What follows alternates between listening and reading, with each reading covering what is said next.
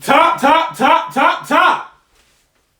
Hill. Top Hill episode. Top Flight. 015. Top Nigga. Part 2.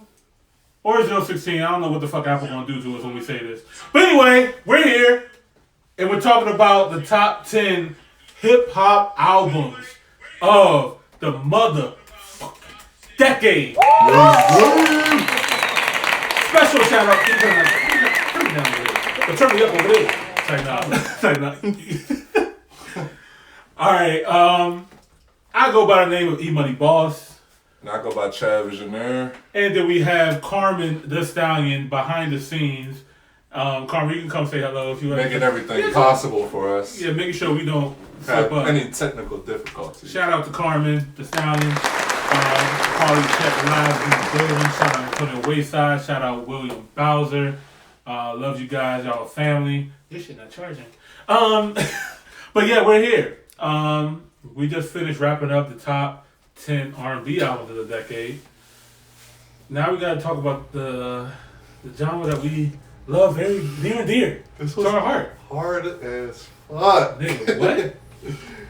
And my list got switched up numerous times. Man. Numerous. I've been working on this list for I think 3 weeks now. Mm-hmm. Yeah, so it's tough, man. I'm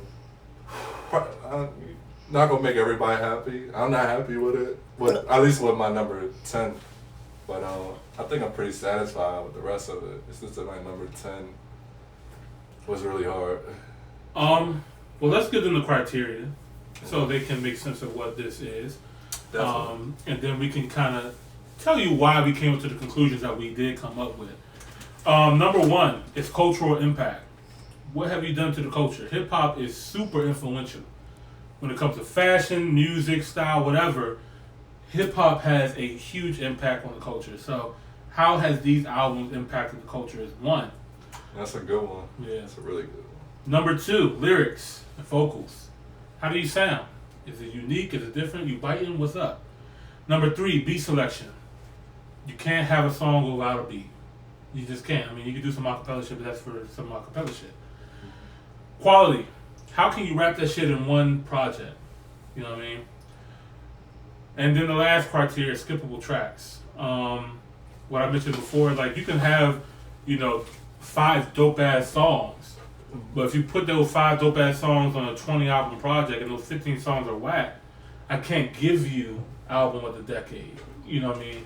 I can't put you in a conversation when there's too many other artists that put time enough in their craft to be like, start 1 to the finish, I want this to slap. You know what I mean? I want this jump to make a statement. So, oh my God. The way you just said all that criteria is the number 10. It's really hard. It's hard, bro. I know it is, bro. Like, I struggle with this list, bro. And I would say this, my number 10 is going to outweigh more than the other one as far as criteria. So one might be more culturally impactful. And that's fine. You know what I mean? That's part of it. You could have your cultural impact on a 10. You know what I mean? Yeah. Your lyrics and vocals might be at a 5. You know what I mean? Everything else might be solid too. So, you know what I mean? You can have your weak points. You know what I mean? It is what it is. Yeah. You know, not everybody's going to have all of this unless you're number 1. If number 1 has to have top 5. Yeah, top 5 got to have all of that criteria right there. If you don't got that, you're not in the top 5. So let's get into it. You going first, man? Nope, I went first last time. All right, that's fair. So Chadvisionaire is going first for hip hop. Okay, guys. Like I said, this number 10 was really, really hard for me. There was so many albums that could have been put at number 10. There was so many albums that could put at 9, but I had to narrow it down. I'm just gonna throw one out there. I would say this: it may change next week.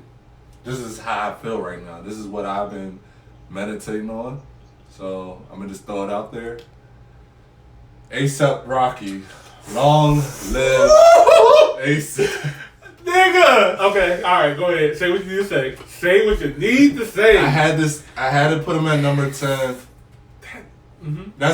That's why I asked you. This is why I mentioned earlier. I was like, one is going to impact more than the other. This is basically off of cultural impact alone. is at 10. It's like up there. What he did for the culture, as far as the way niggas dress right now, the sound, just everything, bro. Pull the track list. Yeah, please pull the track list. But he literally placed a mark. Like, it was at a standstill when he came out. And y'all know what I'm talking about when he released that song Goldie. I feel like was the one. That was the one. That was the one. And Purple, I think it's Purple Swag, bruh. When he released those Pesos too. That was a mixtape before this album, but yeah, Bruh, like, yeah, man, that says it alone. Those 3 alone tracks, the way he dressed, like, at that time, this is really special to me because this ain't the right one. That's the album. That's when it came out in 2011.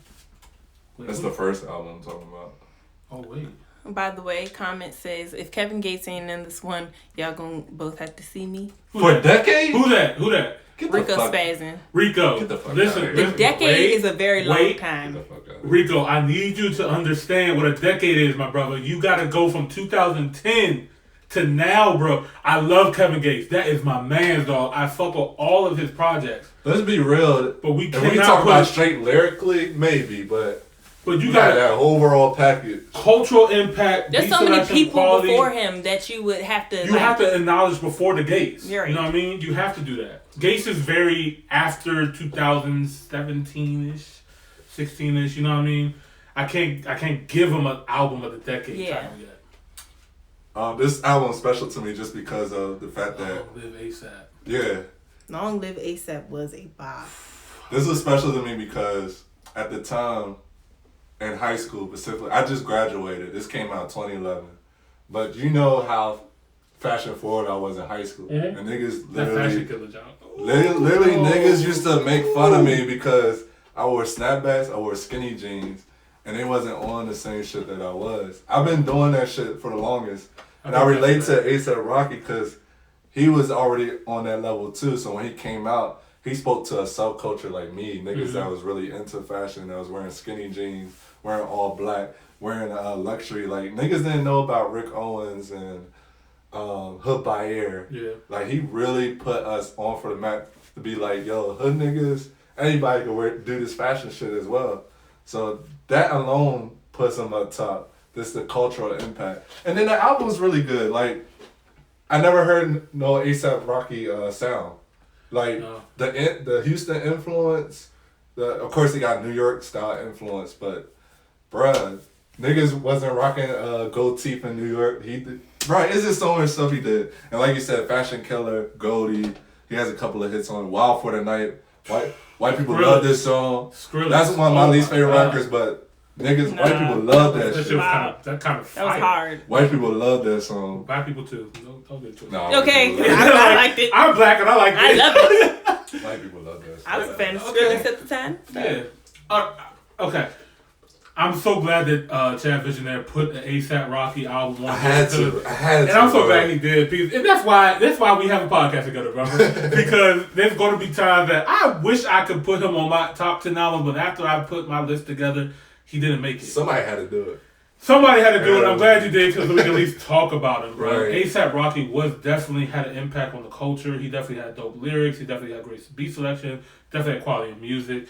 When you look at Long Live A$AP, with Goldie, with the fucking problems, the Drake throwaway. The Drake throwaway. Yeah, This was a throwaway. Drake was like, this doesn't fit Take Care, but I'm on tour with Kendrick Lamar and I'm on tour with A$AP Rocky. We do these concerts together. I want to do a song with them. So this was a very organic song. That was a moment too. It was. He had some heavy hitters on that song. Yeah, when they did the Club Paradise tour for Drake, everybody was telling Drake to do some R&B artists, to get R&B artists on the tour. Yeah. And Drake was like, nah, I want Kendrick and I want Rocky. He said it in the song. He said it in the song too. And he put and I love Kendrick Lamar. I love Kendrick Lamar, but Drake put Kendrick on. He did the Buried Alive. But A$AP Mob on too. He put A$AP on as well too, very early. This is 2011, 2013. This is early.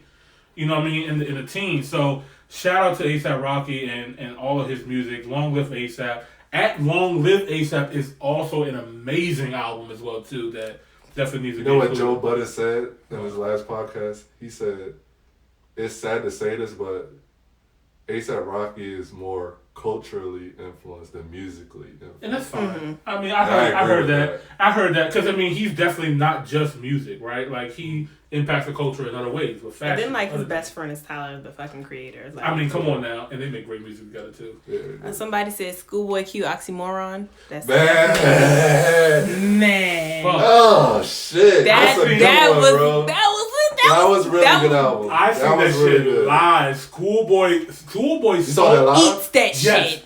he sold out the Fillmore twice. Damn. He sold out the Fillmore so quickly. They're like, okay, we got to do another show back to back, and he did a back to back show at the Fillmore with the Oxymoron tour, and he brought Wale and some other DMV niggas on the second show. What a time! That shit was a time to be alive. Damn. What a time!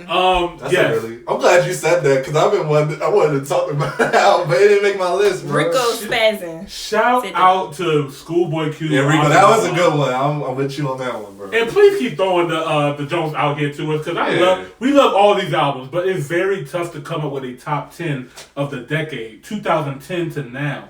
You know what I mean? We have had some incredible music in our time. So, anyway, we got to move on. Chad gave us his number 10, which is A$AP Rocky. Long live A$AP. I'm going to throw a curveball. Okay? This person belongs on a top 10 hip-hop list, period. And I made sure that I included this person on this list for a reason. I was like, whatever my list has on here, this person has to be on there. I don't give a fuck if it's number 10 or not. Nicki Minaj. Okay. Pink Friday. Pink Friday. Pink Friday. That was on my rotation. If y'all niggas forgot, that's a good one. 2010 was the year of Nicki Minaj. That was probably her best album. It was her best album, in my opinion, to date. Because she said she retired. Who knows? But Pink Friday was from start to finish. Please pull the track list up for me if you don't mind. Somebody mentioned it's all in my Apple playlist. It's on the Apple playlist. Thank you, Carmen. I gotta read this comment on Facebook because it's so true. He said all the Kendrick albums should be on there. That's a fact, but listen. We're gonna talk about this. We're gonna get. This is the beginning. This is the beginning. I wanted to do that, but I had. Stay tuned. Listen, bro. I had to shine light on all the other artists, so I couldn't put all three on there. But and that's why I separate myself from Chad. I've given it to the top 10. Period. All right. You must have put all three on there. Let me remind you guys what 2010 sound like. Okay. You have Pink Friday with Nicki Minaj. You have I'm the Best. You have Roman Revenge. She had an Eminem feature in 2010. Come on, bro. She a hit song. Did it on him. Come on, bro. Shit It On Him was an anthem for like 3 years. Period. Anthem now. Niggas still be playing. I do. Women still play that shit. I'm ignore this.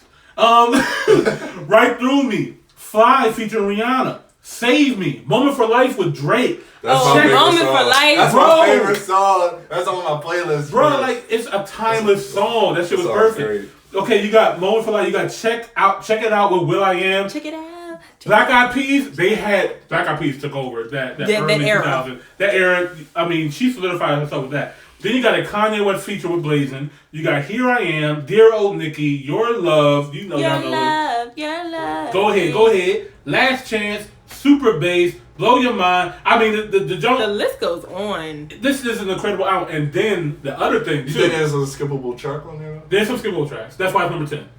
It's at the end, though. It was at the end. It was at the end. And that's why I like it was mostly the majority of the album was amazing. She could have cut the last 3 or 4 songs off. But at the time, every song on there was that's like what a hit. That's what the time sounded like, though. Carmen made a very good point. Yeah, and during that time in the early 2010, these last 4 songs make sense. This is what the early 2010s sounded like. Right. You know what I mean? But she actually started a new wave. Mm-hmm. You know what I mean? So you got to give credit to Nicki Minaj for starting a new wave, owning the 2010s, and then on top of that, y'all remember Monster. Oh, Monster was the verse of the decade. Verse of all time. The verse of the decade. I can't give her that. I would. You know what? I would talk. It's close. It's close. Top 3. Yes. Top 2. Top 2. Top 2. I'll give her number 2. There's number 1, and I know who number 1 is. Top 3. Pink, weird, thick egg. You want to talk about it right now, real quick? Pusha T, come on now. Pusha T, no. Get nah, out. come on. Pusha T. What song? Oh my The god. Drake Make bro. it quick. Make it quick because Go ahead. I'm going to dismiss that You motherfucker. Okay. got flow? No, okay. What? Oh Bye. my Bye. god. Nah, bro. bye. I don't even remember what that song You know what sounded number like. one is? The number You're one verse of the tripping. decade? Y'all tripping. Kendrick Lamar. Oh, yeah. I don't remember that verse. Maybe not Kendrick. I don't remember. I remember. Kendrick Lamar There's shut no the idea. internet down. The internet stopped working. It's You not couldn't no go on more. Google. I'm so fucking sick and tired of the Photoshop though. Listen. Kendrick I Lamar. remember that line. I don't remember the control verse. You don't remember the control verse where No. he said that I respect all these niggas, but he name dropped every single person. He talked about how I don't want to hear not one noun or verb from you niggas. I'm gonna take all your fans from you niggas. Listen. I'm gonna kill all you niggas. Y'all, your grandfather gonna hold on to a latex condom with a dread, nigga. Listen, This Linda. nigga is a goat. Listen, Linda. Jay-Z said it himself. It's crazy how Listen, one Linda. verse can change the fucking game, nigga. One verse. Kendrick Lamar Control is the number one verse. It's Listen, the Linda. only verse that broke the internet and made the shit stop working. Listen. Everything stopped. Listen, Linda. It has to be a memorable verse that people can recite. Cause I 2 Chainz on you know what All I'm I want talking for about. my birthday is a big No, booty the cut. one with That was- Kanye.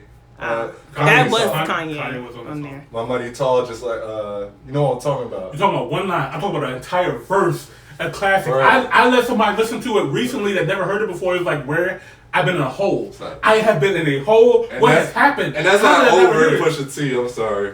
It's not over. I'm giving you your phone back. We can't Okay, talk about this all day long. You guys could tell us who you guys think has the best verse of the decade. I'm Pusha T saying. on Soul Plug. Come on, bro. That's the best verse of What all is it with you and time. Pusha T? Pusha T is aight, but let's not get this twisted. Control, Kendrick Lamar, Control verse. It's not better than Soul Plug. Are Soul you Plug. wildin'? You been Bruh. Oh my God. Okay, Kendrick Are Lamar. you serious? Okay, I don't know Soul what. Plug. Okay, we gotta move on. I don't know what 3 to 10 is, but I know number 1 is Kendrick Lamar It's Control. not. And I know number It's not 2 is memorable. Nicki Minaj Monster. That's what I do know. Anyway. All right, so let me just bring it back. Let me bring it back because this is not what we're talking about today. We're not talking about this. We're talking about the 10 albums of the decade. Let's get back to the point. 10 albums of the decade. You can Number tell 10. bias or some shit. Number 10 is Nicki Minaj, Pink Friday. She started an era of new music. She owned 2010. She bled into the rest of the 2010. She also helped influence a lot of the young women artists that we listen to today, including Meg Thee Stallion, City Girls, Cardi B. Even if they're not fucking with each other right now, she influenced all these new women artists right now, and the women are taking over of hip hop in 2018 and 19. So shout out to you guys. Shout out to Nicki Minaj for being number 10. We gotta move. That's a good one because I'm not lying. Like, I'm gonna show you my list. Mm-hmm. That was in the rotation of 10 Yeah. because I had too much. I refuse to let her go, bro. I refuse. But to I'm not glad let her ours go was top 10. different because I got to cover ASAP. Exactly. Because ASAP was right there with me too. ASAP was right there, and that kind of worked out perfectly. We got to That talk worked about out both. very perfectly. So this one you're not gonna like. Number but 9. Let's go. This one's off of cultural impact as well, and vocals and a bunch of other things, and definitely beat selection. Mm-hmm. Travis Scott, Astro World, which is Travis Scott's best album after playing Rodeo. I mean, dancing for Birds singing the trap. Don't remember that name. And then Astro World. Astro World is definitely the best album. Birds in the Trap. Birds in the Trap is definitely better than Beeps Birds in the Trap. Beat that fire ass song. You said Birds in the Trap. Birds in the Trap. Yeah, it's better than Birds in the Trap, bro. So you think I listened to Astro it. World is better than Days Before Rodeo? That's a mixtape. So I listened to his discography one day. I was like, I'm gonna just, because I like all of them. Like, I love Travis Scott's discography, but I had to be real. I'm like, Astro World is his best album. Okay. But the reason why I put Astro World on there, Oh my God. Okay. All hey, right. you done? You done? Okay. Okay. Okay. I'm gonna tell you why. You got 3 minutes. Cultural impact. I mean, the nigga, he did a whole Astro World in Houston. He brought Astro World back. Mm-hmm. Okay. He had Sickle Mode. Sickle Mode was Fire song. top Billboard chart for the longest time. It was. With Drake, one of Drake's best verses. Drake didn't get credited for that song. So Yeah, for some reason. The guy Tonio said, "What's up?" What's good? Yeah. 80 shots? Tonio Diggs? 80 shots. He would agree with me on this. That guy Tonio. Oh, that guy Tonio. Shout out to my boy Tonio, man. That guy Tonio. I'm pulling up the track list for y'all. So it starts off pretty much. This album's literally a roller coaster. Like you're going for a ride, like from the start, stargazing. Yeah, carousel, sicko mode. I like you did the RP to Screw too. That was Yo, stop trying to be God is top 10 music videos of this decade. If you watch it, that definitely memorable. Kid Cudi on that too? Yes, I think he's Kid on Cudi's the ad-libs and vocals as well. Mm-hmm. No Bystanders is a banger. The whole damn album. The album is definitely. It's complete. The entire album, and the only thing I don't like as much is Coffee Bean. That threw me off. Coffee Bean. I like how it ended. It's it was different. it was calm, it was different. I didn't ask for that. It could have been a bonus track. Like it's definitely. It could have been on the deluxe. Yeah, and just to go back to our taste, like I love the space type theme to it. So Butterfly Effect. Yeah, his vocals like, and I think his vocals were the best on here. Like, it wasn't too high pitched or too low pitched. Like it was like perfect. It was meant for Travis Scott to be in each song. Like if you had somebody else on it, it would not make sense. Mm-hmm. So it's just like, and then the features on it complemented very well. Like Gunner on that one song. My neck. Yeah, he killed that. He killed it, and yeah, man. But he had Butterfly Effect. That was another hit song. Oh yeah. So yeah, man. He got 2 hidden tracks with The Weeknd on here too. And they killed Skeletons. And they gave credit to rest in peace to Screw. Yep. Yeah, so that was a big moment as well. So I don't think this album's never gonna be forgotten. Even to the art cover. The art cover is very legendary too. He's one of my favorite photographers. His name is David LaChapelle. Great fucking artist. And for Travis to get somebody like that to do his art cover, this journey gonna be remembered for a long time. That's another Dave Chappelle? Nah, David LaChapelle. Nah, that's another David Chappelle. It's Dave Chappelle's cousin. Alright. We gotta move on. Oh yeah. Number 9. You're gonna be like, what? But I had to. What this kid did. No. What this kid did. He lost me on this. I don't give a fuck. He lost. Yeah, throw your whole list away. I'm sorry. Nope. I'm sorry. Bro, are you serious? I'm dead ass. Imani. I don't care. Imani, come on. I don't care. I don't care. This kid deserves it. Man, what you about to say? Alright. You might agree with this because you like this, bro. XXX. Talking about decade. Questions. I am talking so about many decades. albums I could put over this. Okay, but you have to understand, this is number 9 for me, okay? I still got 8 other albums in front of this for a reason. This is why this is getting number 9. I'm talking about cultural impact, what he left behind. Wait, who? XXX with Questions, the album Questions. They came out in 2007, 2018. Hip hop album of the decade. Yeah, We're talking about albums in the top 10. The So, decade? yeah. Influence though, that like he on that. Yeah, he had an impact. He regardless, okay? He had an impact on the current state of hip-hop in our current events right now. And when I listen to this album... Can I say one thing, though? I don't want to discredit, but I just feel like, at least with A$AP Rocky's album, there was songs on there that made an impact culturally. I just feel like none of the songs on that album made an impact. Just him as a person. So I just want to throw that out there. Okay, you're wild. If you don't think Sad, if you don't think Moonlight, if you don't think a lot of other these songs on here, I don't speak Spanish. This album was very different for me. You know what I mean? This is not what you're hearing traditionally on your regular hip hop records. This is something that he really got ahead of his time. Alone Part 3, Moonlight, Sad, 4555 This is one of those albums. This is why I like this album. Okay. It's very different. He was able to take so many different sounds, styles, and swags and fuse them in together that made it sound cohesive. I haven't heard an album that different sound so cohesive. You know what I mean? When you hear an album that you hear that, you know, that wild and crunk raging music. Then you have a Spanish song on here. Yeah, you then can put a lot of stuff into that album. Then you got the melodic sounds in here. genres. Then you got some actual bars in here. You got Joey Badass on here, rapping his ass off on here. This album, I can play it from start to finish, no problem. I actually have people from different age groups. I had somebody that was over 60 years old listen to this album. It's like, wow, this is actually really good. I had somebody under 18 listen to this album. Obviously, they love XXX. And so this was able to bring people together and people were able to respect this album as a whole and what this kid was able to do. And I really feel really sad that XXX left us so early because he was just on a new journey and about to give us a new version of himself. You know what I mean? He was right on that wave about to give us a lot of brand new music, and this was the last project that he actually was able to touch and influence. You know what I mean? He passed away 6 months after this album dropped. Y'all mind if I chime in?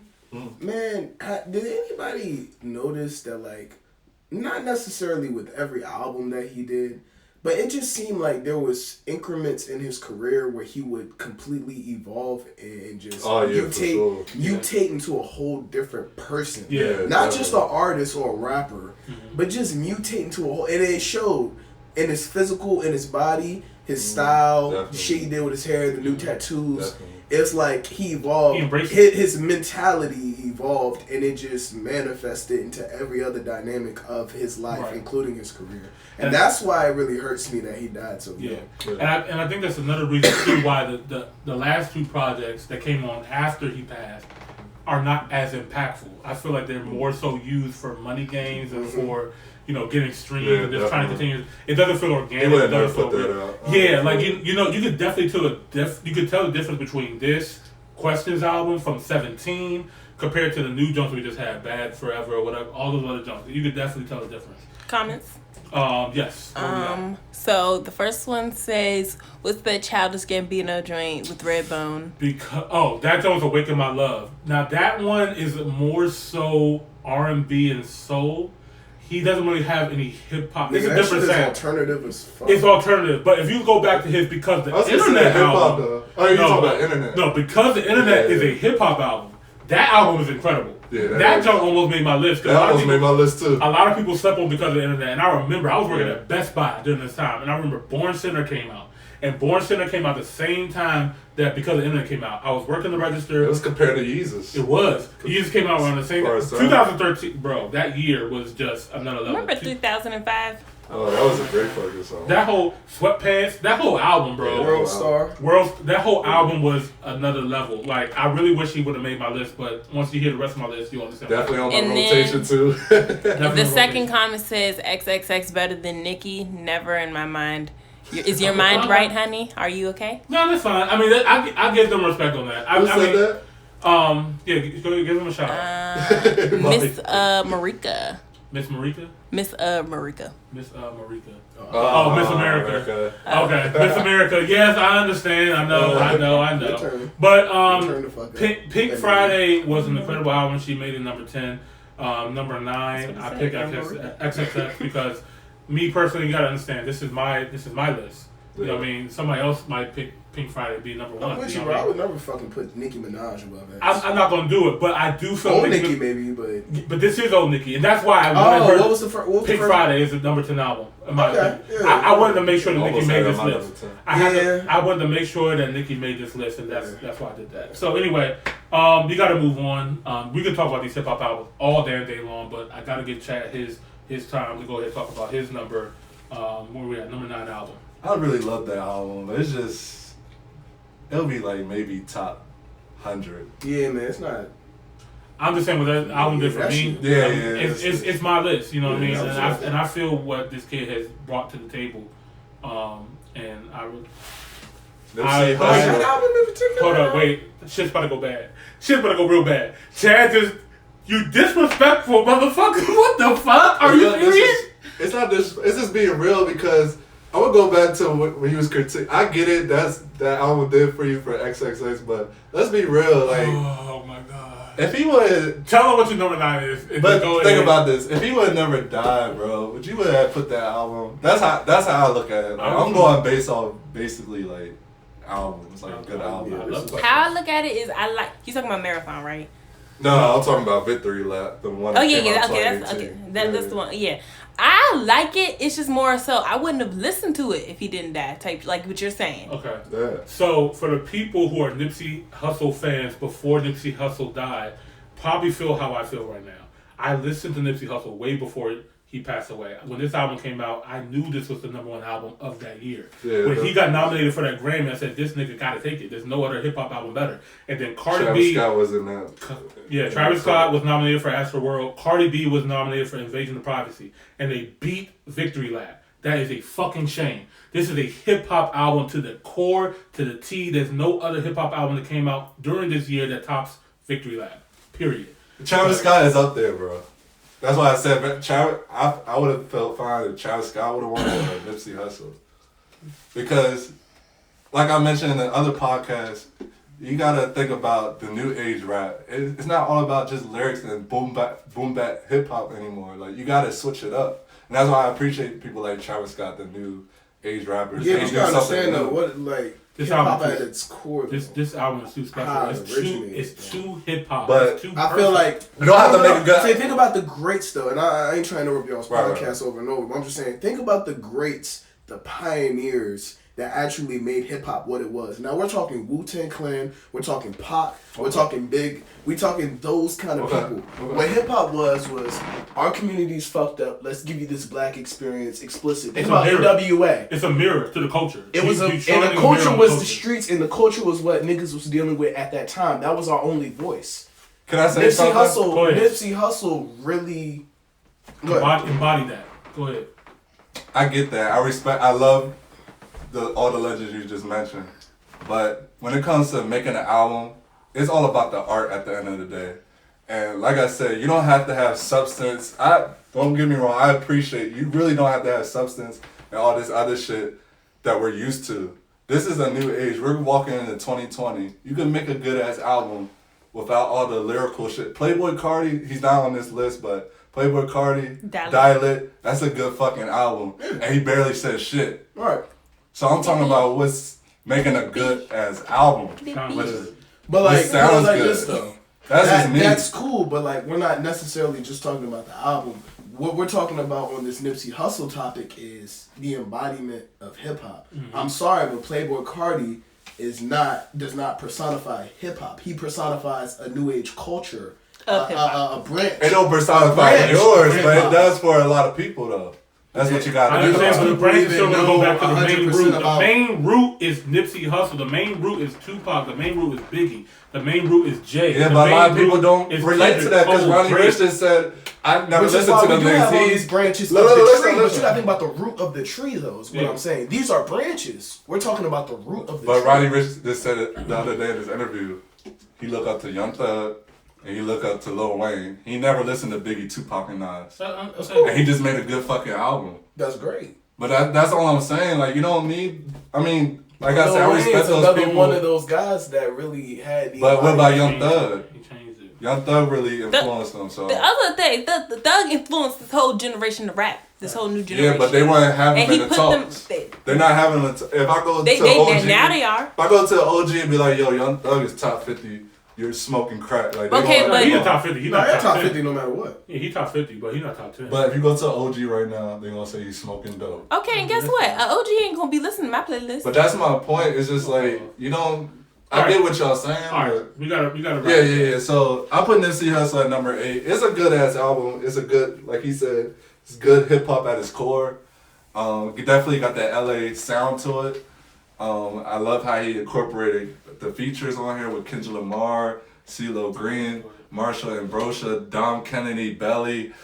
Man, the list goes on to Dream. Like, this was really a perfect album. Last time that I checked, I'm sorry. Go ahead. Oh, yeah. I'm prolific. I'm sorry. I'm done. You know what? Before he died, I didn't know about that song. I didn't know it was him. Right. A lot of people didn't know it was Nipsey. And I just love how he teaches, like, the culture, like he was talking about, you know, black empowerment, black economics, yes. Like putting money back into their communities, right? Black health. He was talking about doing a Dr. Sebi documentary. And I felt like it was right timing. Like we needed this album at 2018. We needed to evolve and really think about our future for the black community. So it was right timing, and I think everything happens for a reason. I feel like. Yeah, I really feel like everything happened for him. Yeah. Nobody deserves to die, but at the same time, go ahead. No, I was just saying the impact that he made because he died. Yeah. I mean, I know that everybody's not Christian, but just think about when Jesus died, like the impact that he made. People are still talking about their name, so I just feel like, you know, sacrifice. I'm not saying he got sacrificed, but y'all get what I'm saying. Because it seems like all the positive, influential rappers get killed. But that's a story for another time. I feel like it was. Yeah, we can really talk deep about what happened in Nipsey Hussle because I mean his mom already felt a certain way that she already knows what's going on. And but shout out Nipsey Hussle. I wish I would have put it higher, but I'm going off the albums, bro. Like, all right, number 7. Well, no, I gotta get my number 8. Oh, That's okay. We gotta run through this motherfucker. All right, so number 8, top 10 hip hop albums of the decade, sir. J. Cole, Born Sinner. Okay. This album right here is number 8. I'm not mad at that. Oh my God! If you look at this damn track list, all right, Ville Illuminati, Land of the Snakes, Power Trip featuring Miguel, Mo Money Interlude, Trouble, Runaway, She Knows, Rich Niggas, Forbidden Fruit featuring Kendrick Lamar, Chaining Day. He got a joint New York Times with 50 Cent. He got this album right here was a turn of J. Cole's whole entire career. He came out with a first album, Sideline Story. It was more so, I want to make a radio hit. That's where the workout song came on. That's where the whole Nas situation came on, where Nas was like, damn, why the fuck he even make that song? Yeah. You know what I mean? Like, he felt like he let Nas down. You got Let Nas Down on this album right here. J. Cole went back to his true self. Friday Night Lights, the warm-up, the come-up. You know what I mean? He went back to truly who he was, the Dollar and the Dream tours and stuff like that. He went back to his fan base. He's like, you know what? This is the music that I love doing. Let me give the people what the people want. Fuck what Jay-Z wants for Rock Nation. I'm going to give you what I need to get off. You know what I mean? And that's what made Born Sinner a staple in the game. And to me, it felt like J. Cole's coming out album, more so than Sideline Story. This is his best rap album lyrically, in my opinion. But as far as cohesiveness goes, do you think it's more cohesive than 24 Hill Drives? We're gonna talk about that more later. But Born Sinner, what it did, it started the conversation. It started like, okay, the first thing he said in the album was what? This shit's way darker this time. You know what I mean? I'm giving you actually what's going on. You know what I mean? So he set the tone from the beginning. He said, fuck, I'm a joint Illuminati or some shit like that. Yeah, he talked about the real shit on there. He's like, the Illuminati not going to pay some, millionaire. But he had bars. I enjoyed this because he had bars on his joint. But 2014, that is a better album, but he had bars. Like, he was really rapping his ass off. To be honest, what's that joint? Friday Night Lights is best project of all time. Wait. Okay. Friday Night Lights. A lot of people agree with me. Friday Night Lights is amazing. Friday Night Lights is like we're talking about the top 10 albums of the decade, not mixtapes. I mean, if should have been an album. It should have been. It was. More About Nothing from Wale should have been an album. You know what I mean? But it is what it is. You know what I mean? But Born Sinner is my number 8. I feel that this album is solid. It had a cultural impact. It changed the tide of what J. Cole felt like he could do. He's like, I no longer have to give Jay-Z a radio record. I now let Nas feel proud of Nas is now proud of my work. Nas hopped on the remix to let Nas down. Right. And Nas talked about how Nas Youngblood, like, you actually, did what you needed to do, you know what I mean? So, like, this was a really amazing album, and J. Cole's really true coming out album. He really brought his A-game on this, because the first one he put out was like, dang, bro, like, what you doing? It was poppy. It was good, but it was just like, what you doing? It was poppy. It was good that he put this out. Yeah. All right, so you're number 7. This is a good one.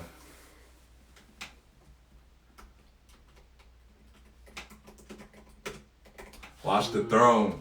Not mad at it. Watch the Throne. Not mad at it. Jay-Z and Ye. The two most influential rappers at the time, 2011. That is the greatest what's the collab. Word? Collab. That's the greatest collab rap album of the decade. It was. Really ever in my Probably ever. I can't think of two rappers. Biggie and R. Kelly? I mean, what? No. Jay and R. Kelly. Yeah, this was Biggie and R. No, that was Jay-Z and R. I'm tripping, yeah. But Jay-Z and Kanye West, Watch the Throne, hip-hop collab album. This shit was special, man. I remember like it was yesterday. I was in military school at that time. And I remember coming home, this was the first thing, I came home on Christmas break, and they were saying it was teasing that they was going to release this album. They finally released the album. I woke up that morning, listened to it, and I wasn't disappointed. From the first song, No Church in a While, which was a controversial record. Featuring Frank Ocean. Featuring Frank Ocean, when Frank Ocean was like not known at the time. So They put him on. Then they put Beyonce on Lift Off. Yeah. That shit was crazy. Niggas in Paris. Niggas in Paris. Woo. Probably one of the best songs I ever heard. Anthem. Ever. Today. They played Niggas in Paris. In Paris. Well, how many times was it? 30 times, and niggas still was rocking to it. 30 times. They kept. They wasn't tired of it. There's no other song that could do that. They wasn't tired of it. 30 times straight and niggas not be like. I thought it was a lie. I thought it was a myth. I went on YouTube. Niggas was really going crazy over there. At a show? Other countries, you gotta think. Other countries played it 30 times. They played it 30 Americans. times. We're Americans at the end of the day. Yeah, but we can't America. We've been tired of that shit. But these niggas that was in Paris, like. Yeah. Shout out to the niggas in Paris. Right. Shout out to Otis. It was rocking. And then said fuck Kanye. Then you got the legendary. Who said fuck Kanye? Rico Spazzin, Miss America said niggas in Paris and wide face. Then you got another hit record, Otis. I'm gonna ignore that. Oh, whoa, hold on now. Did you see the video though? Yeah, Otis. No, he's saying. No, I'm saying I know that comment. Yeah. Oh, he's saying Otis. He's saying Otis. Otis is legendary. Yeah, Otis. The sample is legendary. The car took apart. The car. The car took apart. That's what I said. That video was like the first time that's ever been done like that. Right. It was a Maybach they reconstructed, bro. Like it went on a joint ride with the Maybach. That shit was crazy. But yeah, the whole fucking album. Like now, I would say this: I'm not a big fan of track number 7. That's my bitch. Yeah. No, that was really Kanye influence. I don't know what is up with him with these bitches songs. Like if you think about Graduation song with the Most Def song, you know what I'm talking about. Like what the fuck are you? I don't know. He's fascinated with hot girls. Yeah, like you chill, bro. Like I didn't like that song. Yeah, Welcome to the Jungle could have been missed too. Yeah, what's that? Swiss Beats produced that. Welcome to the Jungle, yeah, and then Who Gonna Stop Me? That it came back. It came back with that. Who Gonna Stop Me came back. Okay, I'm done. But yeah, that's time. Watch the Throne. That's it. 10 minutes left. 3 minutes. Okay. All right. So we gotta move on to the next album. All right. So that was your number what again? Number 7? 7, yeah. Number 7. I like my number 7.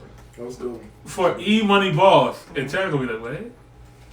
No, I'm not surprised. You're not surprised? Actually, yeah, I am. Why is it that low for you? Kendrick Lamar. I am surprised. Why is that Good low? Kid. Mad City. Bad City. I'm surprised you have it that low. Shireen. Train. Dang, yeah, I'm shocked. If anybody knows me, they know Shot. I'm a fan of Kendrick Lamar. Yeah. They know that when the Good Kid. I expected this on top 5 for you. I was like the number 1 promoter. I was in North Carolina at the time in school. I was telling people like, this is the shit. Number 1 promoter. I was the number 1 promoter of Kendrick Lamar in North Carolina, Greensboro. You can. I believe that. You can shout me. Niggas know. Shout out to my nigga John. That nigga knew, bro. Like I remember going to the concert when he. When not that many people knew, bro. Like he actually sold out a state of Greensboro Coliseum. You know what I mean? It was just him. This was before Good Kid, Mad City. This was Section 80 time. Okay. He brought out J. Cole during that time too. You know what I mean? That shit was special, bro. Like Kendrick Lamar is a special artist. And if you know him during this time, you knew what this album meant. This was one of the most cohesive albums that we had of our time. Mm-hmm. It was a full story. It was cinematic. You press play on this jump, and it felt like you was in the movie. You felt like you was in the movie. They were saying this was one of the best hip hop albums of all time. Yeah, that was in that conversation. Let's think about this. How good it was. This was the first time that we started talking about classics. Nobody was talking about classic albums until this album came out. Yeah, first. pretty much. Yeah. Nobody else was talking about any album with classic. Can we talk about how this nigga really played chess though with his mixtapes though? He did. Think about this. Think about how strategic. His mixtapes was album quality in my opinion. Overly dedicated to Kendrick Lamar, LP. Section 80 up to Section 80. 80? Section 80, I got that joint signed. I got to actually sign a copy of and Section 80. And then did y'all niggas hear the freestyles that he was doing in radio shows? Look out for the Detox. That's how Dr. Dre found him. When Kendrick Lamar did Look Out for the Detox, that shit was insane. I used to play that shit all the time in my car. But that's the freestyle that got Dr. Dre's attention and made Dr. Dre, be involved in Kendrick's career. And even Dr. Dre, being the god that he is when it comes to the music industry, being one of the best producers on the planet. When Kendrick finished the Good Kid, Mad City album, Kendrick presented it to Dr. Dre, to get it mixed and mastered and all that stuff. And then, do you know what Dr. Dre said? It's done.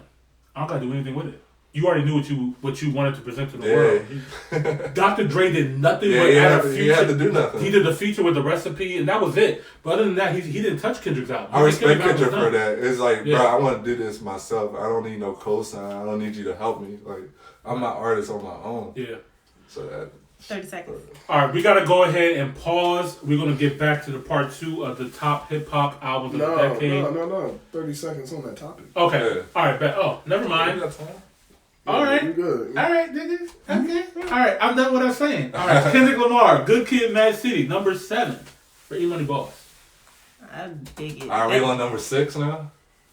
Yeah, we're on number 6. Yeah, you're number 6. You're leading the way, bro. All right. I'm typing in real quick. All I'm going to say is I'm going to be pretty disappointed if none of the Slam seasons are on there. It's not. It's not. It is going to let you down slowly right now. It's not a decade worth. I'm sorry, Carmen. I don't know. The fact that she had Thug. No, I'm not being I love Thug, but he's just... Carmen funny as shit. She had a whole paper that's standing up behind us saying Thug. Like that. I did see that shit. That's so funny. Yeah. Sorry, no. Actually, he was in my rotation. Which album? The one he did with Future. All I'm saying is culturally. I really like that album. He definitely had a huge impact. It would definitely be Slam Season 1, though. But that nigga be rapping and singing in cursive, but I don't know what he's saying with his lyrics. Barter 6 all the time. Barter 6 was like that. I ain't banging it like that for real. Barter 6 not top 10. Barter 6 was like that. Now that I think about it. Barter 6 was fine. So that was you also got to think too, a lot of that was mixtapes. We're talking about albums. Barter 6 was an album. Barter 6 was an album? Yeah, Barter 6 was an album. album. Slime Season was a mixtape. Slime Season 3 was an album. Slime Season 3 was an album? It's on Apple Music. That doesn't mean it's an album though. Mixtapes are on Apple Music. Yeah, we can dig into that later. Anyway, go ahead, take it away. Yeah, so I gotta give it to Chance the Rapper, Coloring Book, because number 6. Y'all serious? I didn't listen to that shit. Over acid rap, nigga. Acid rap. Thank you. Acid rap is Chance the Rapper's best project. That's a mixtape. I know. It don't fucking matter, bro. It is a mixtape. But it mattered with Thug just now. Did I say Coloring Book was better than acid rap? Okay, talking about an album. Okay, all right. Fair enough. Chad. You get a pass. Fair enough. Coloring Book is an album. Nigga, you need but I'm surprised y'all not with me on this one. Well, technically, it came out as a mixtape. This is a mixtape. But it's the first. It got solidified as an album. It was the first mixtape to win a Grammy. But I'm going to give you a pass because it's pretty much. I had to put it on there. You still got to get shit certified. You got to get shit approved to be able to sell it. Man, so please, go ahead, elaborate. Pretty much based off culture. He played some art. Like he came out and dropped this. It's supposed to be a mixtape and being a full blown album. People kept talking about this. They played this for. They kept talking about it for 2 years straight. Like. If you really think about it, like the song No Problems is still playing in the clubs right now, and people still go crazy over it. Off of that one song. Then you got the first song with Kanye West, All We Got. Then you got Summer. Strong intro. The whole track list, bro. Like, there's nothing I can say about it. I love how he incorporated gospel when that wasn't incorporated. I mean, you could argue. I knew that was gonna be one of your arguments. Mm-hmm. Yeah, because it's like, bruh, it was nothing. No rapper was throwing gospel like. Nah, he didn't make gospel and hip hop cool though. Yeah, he made it. That's another thing. I'm glad you said that. Kanye. No, he made it. No, Kanye didn't make it. He didn't. Like that. Not really. But the fact that I give him the fact that he had a song like Blessings, and then have a song called Same Drugs, then have a song called mixtape. Yeah, mixtape with Young Thug and Lil Yachty, which was a fucking banger. That's actually one of my favorite songs. And you also have a song like Smoke Break next to How Great Is Our God. And I never seen an album that's so positive that do so well, especially in this decade. It was so positive. You think about it. It's a fine line though. He's dancing really carefully. He had some mixed reviews on it though. It did. If you think about the traditional gospel albums and the people who listen to gospel music, they loved it. They loved it, but you have to also think. I'm talking about the traditional people, not just the. The traditional people. You got to think about. You have a song. He cussing. He doing all this. How Great Is Our God is an amazing track that he did. Amazing. It's an amazing track, but then you got Smoke Break right after that. You know what I mean? It's a little bit difficult to digest. I'm not gonna have that conversation because this is like at the end of the day, you are who you are, and this is your art. Mm-hmm. So that's how I look at it. Like, I was listening to a Christian rapper the other day. He cussing. Like that's where he coming from. Like, that nigga said he a G. You do that now? Yeah, Jesus. Oh, that's okay. All right. Carmen does not approve of this. coloring book, Carmen. She said, Nah, she's still on she Thug. already pissed off. I was getting You gotta give her album under the Thug. I got you, Carmen. I got you, Carmen. I don't understand how you Carmen, you can't have color. gotta You make have to your have top coloring 10. book on top 10. I'm Not all the sorry. time. That's what Thug's for. All right, ready for number 6? We gotta keep going. All of them We is good? under him. Yeah, You we good? got, yeah. Number 6 goes to the sixth God, Okay. Drake. Which album? If you're reading this, it's a It's little too- bit Get too the late. fuck out of here. That's an album? It is an album now. That is It not. started as a mixtape, came out as That an shit album. is not better than Scorpion or Views. Yes, it is. Yes, it is. But I would give put you the that in track my list. R&B playlist. No, this is okay. All right, let me just tell you guys a little bit about. If you're reading this, it's too late. This is Drake's first straight up hip hop album. Very minimal singing on this album compared to Nothing Was the Same, Take Care, Scorpion, Views. This album is bars from the start. Legend. Hold up. Yeah, that's one of my favorite Drake songs. This is one of my favorite Drake I ain't gonna hold you. albums. Period. Every line. I mean, from the beginning, you got Legend. He made a statement in the first song in the intro. I remember when I first listened to this song, nobody was ready for a Drake album. Nobody knew Drake was coming out with an album. But first jump. He comes out with Legend. Then he comes out with Energy. He did damn near break the internet when he dropped that. I know. Broke this Yeah, jump, yeah. bro. He did break the internet with that. 10 bands. Yeah. Know They yourself. just kept singing Bro, it was that weird. song. He dropped that shit damn near like at midnight. I remember. Right, Yeah, I remember. I was yeah, there. I know. I was like, it was like 1 a.m. I was looking at Twitter. I was right there. I was This nigga in- Drake is killing. I was niggas. in my room. The album It was dropped. like bang, I was like, bang, bang. I have to go to Rap Genius and listen to this album and look at the lyrics at the same time. And when I heard this, John, I was like, what the fuck happened? Why is he like this right now? What happened? Because this is not the Drake that we know today. This is Drake right after Nothing Was the Same, right after Take Care, right after Thank You Later. This is a whole new Drake. He went And savage mode pretty much. He talks about it in the song, don't talk to me like I'm that Drake from 4 years ago. I'm at a higher place. That's one of my favorite bars. It's one of my favorite parts. I am not that same nigga y'all think I am. You know what I mean? I'm saying it right here. This is who I am right now. This is what I'm rapping about. I'm talking about Toronto. I got some Jamaican influence because that's how actually Toronto is. But this is songs are here. Let me just go back again. Legend, Energy, 10 Bands, Know Yourself, No Telling, Madonna, Six God, Star 67, Preach, Wednesday Night Interlude, Favorite. Used To with Lil Wayne, Six Man, Now and Forever, one of my favorite tracks of all Yeah, time. that shit is great. Company with Travis Scott, You and the Six, Jump. This is it. There's nothing on here that you're skipping. Period. Jungle's a vibe, bro. You're not 6 p.m. in New York. He checked Tyga on his song too. You're not skipping a song on this record. That's number one. That's why it's so high to me. This is a highly played album. This is Drake when people didn't expect Drake to go. Google says this route. mixtape by Drake. Google says mixtape by Drake. I mean, that's fine. I'm considering it an album. This is an album to me. But it's number 6. It's number 6 for You EmoneyBoss. know, that's crazy. That's interesting. I have Coloring Book, what was considered a mixtape, and then you got this, what's considered a mixtape. Both y'all It's kinda niggas weird. breaking the rules. You know, these But- are damn near. These are two albums these are albums, bro. Like, I mean, yeah, you can call it a mixtape or whatever, but these two albums right here with Coloring Book and If You Read This, like, this is all presented. personally, as Think an about album. Coloring Book. Can I say something though? Me personally, Coloring Book felt like more like an album. He should have just made it an album. This felt like a mixtape. A really good mixtape. That's just me. I mean, that's you, but this is an album to me. All right, moving on. So we on number 5. Number 5, top 5, Top 5. top Legendary top 5. 5, Ain't nobody touching this top 5. except for me. My top 5. I mean, that's It's not not beating sorry. this. It's not beating this. Go ahead, Chad. I don't know. Okay. If Future or Thug, you know, I mean, it's pretty debatable. All right, Chad. Yeah, Future. Not mad at it. Forest Hill Drive, J. Cole. Not mad at it. Can't be mad at it. Arguably his best album. Not mad at it. I put it up there with Born Center.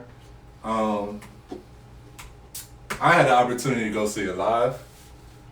One of the best live performances I ever seen. And he actually made another album a live album for Forest Hill Drive, and it sounds really amazing. It was, yeah. It's a great cohesive album. Each song tells a story. Mm-hmm. He's really good storyteller. J. Cole is really good at telling stories. Like, he's the best at it. There's not much I can really say. Every song is memorable. Like, when I went to the concert, I never seen the audience really engage and sing lyric, word from word, lyric from lyric. Like, it was completely amazing. Like, they was just singing along with them. And that's hard to do. It's hard for any artist to do that. And then do it live and for people to be cohesive with your music. That's amazing, bro. So it's definitely one of the most memorable albums of the decade. And this joint went double platinum. What more? I mean, it has to be top 5. I'll talk about it later. That's all I got to say. I'll talk about it later. That's all I got to say. All right, Top 5. we're moving on. You snitching on yourself. You snitching on yourself. All right. That's your second time. I don't care. I'm snitching on myself. Stay tuned. You better get Definitely real top good. 3. But I would say this: this album's not better than his competitors that I'm about to put above him. But go ahead. And he's not a better rapper than the people I got above him. It's intriguing. I'm very curious to feel what kind of hole you trying to dig yourself right now. This is facts. You digging yourself a hole over there, Chad? It's facts. All right, number 5 albums of the decade is gonna go to no other than the legend, Nipsey Hussle, Victory Lap. Nipsey Hussle deserves a number 5 spot very easily. Listen, Victory Lap was a statement to the rap game. This was one of those albums that nobody else can really mimic. You know what I mean? It's one of those hardcore West Coast lyrical awoken kind of albums, you know what I mean, that nobody could really, to me, the only person that could really do an album like this would be Tupac. Maybe Kendrick. But outside of that, Ice Cube. not an album like this. Snoop Dogg. Not an album like this. Okay, let me remind you guys of what the track list sounds like. You got Victory Lap. You got Rap Niggas. You got Last Time That I Checked featuring YG. Him and his collaboration just with YG brought the Bloods and the Crips together. You understand like how impactful that is in the culture? Like to bring the Bloods and the Crips together that were beefing for decades. They were beefing for decades. They were taking people's lives and killing each other for decades. Well, hold on. Contrary to popular belief, Go ahead, Bloods and Crips have united in They have united in the past. This is just another one of those causes. Okay, that made them separate. Settle. They have a reputation for separating their differences. Yes, Snoop Dogg has done music with Tupac. Yes, they have been Bloods and Crips collaborating on music wise. But what I'm talking about is they publicly came out and made a truce after Nipsey Hussle passed away. When Nipsey Hussle passed away, they came up with a truce. They were walking around with blue and red together, walking the streets together, which has never been seen before in our generation. You know what I mean? So that's where it takes it a little bit different. That's the cultural impact that I'm talking about. The lyrics that he talks about, the truth that he speaks of in these lyrics. You know what I mean? How he talks about black wealth and health in our community, and how important that is, and how we need to start focusing on that. He was talking about this very early before he passed away. You know what I mean? And then people listen to his music and figure out what he was talking about.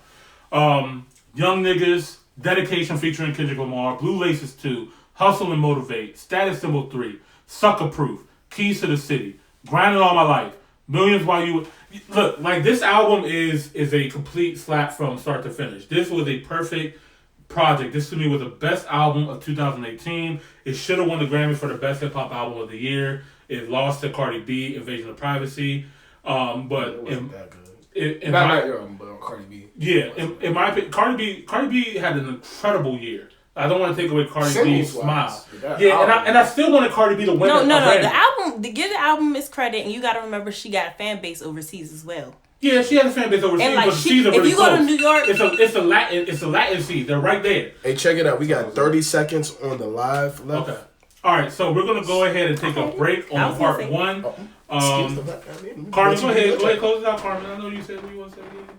Y'all done? Okay, we're gonna get back to the top 5 albums of hip hop. Go ahead. We live, baby. Chad, let me borrow your blue Same sweatpants thing. for this party. I don't want my dick poking out. Bitches be attacking me. Yeah.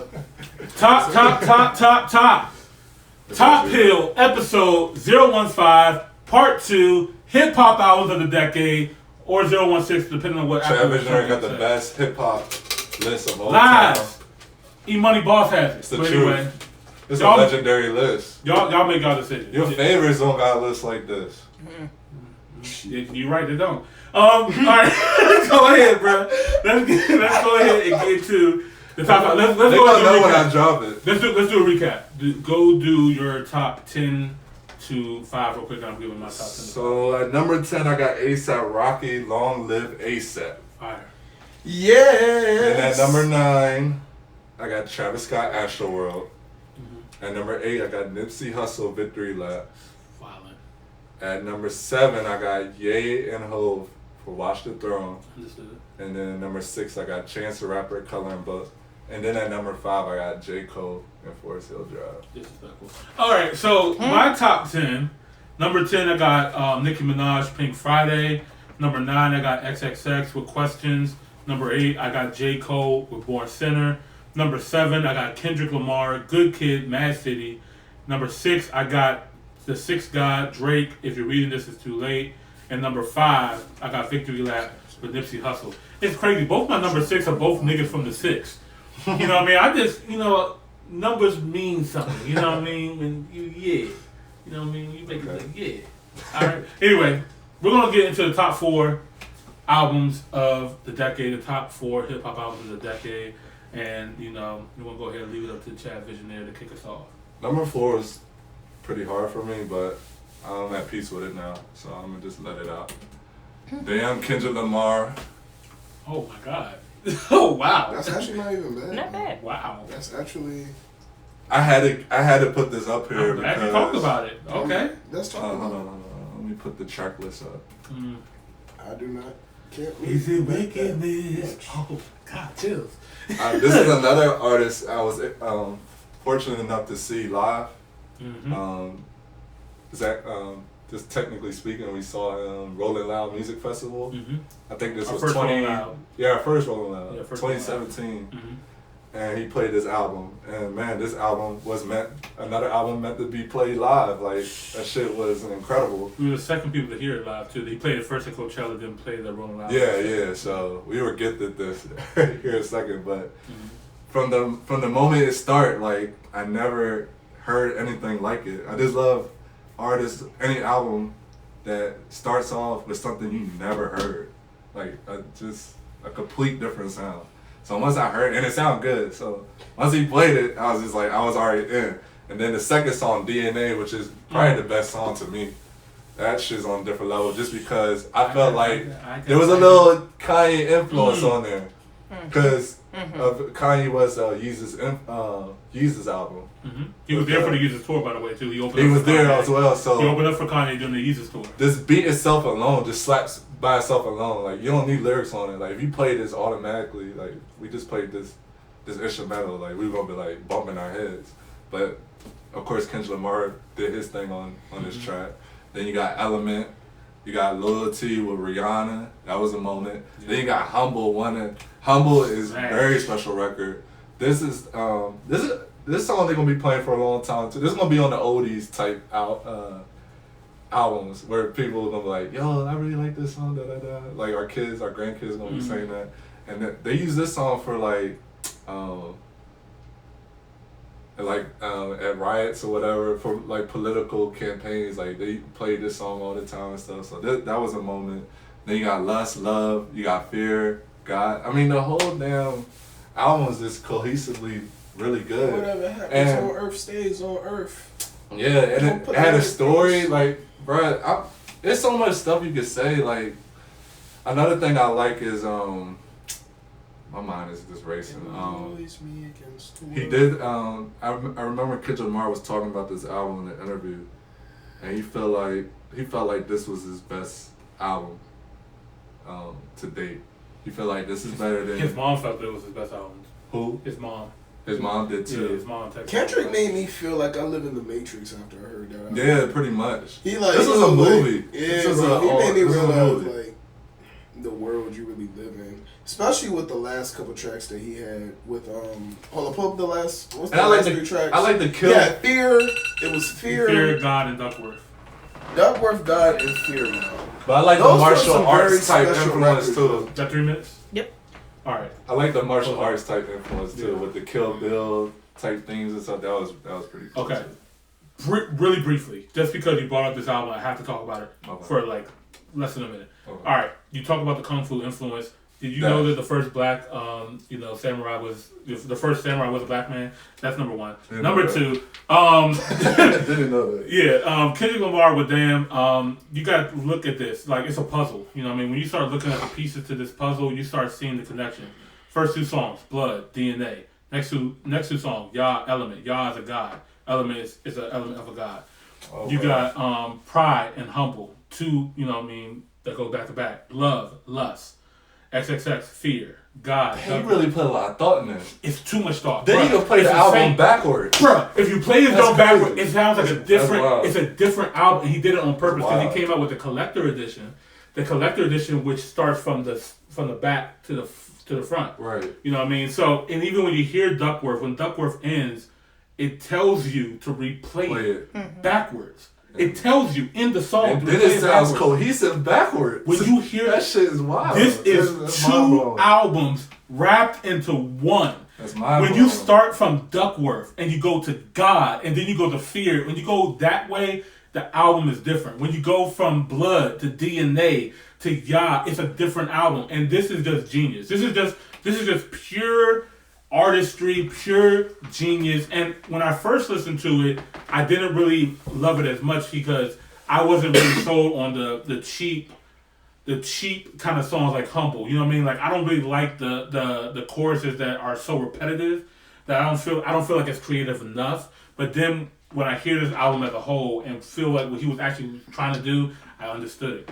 But that Humble song was with the times too. That's Yeah. what That he cadence. needed. That's what the radio needed. That's what the radio. It was smart. Exactly. It's exactly the loyalty song. I mean, this album is absolutely phenomenal. It's incredible. I love Damn. I heard it live. I met Kendrick Lamar at the You did. at That the was TDE Championship tour. I actually got to sit next to him, take a picture with him, talk to him, and it was amazing, man. Like, shout out to TDE for just. I bet he's real humble. He is, he's a very humble guy. Shout out to the whole TDE. I seen Schoolboy Q, Isaiah Rashad, Sir, Absol. I met all of them. So I mean, they're hats off to them. I know we got to move on.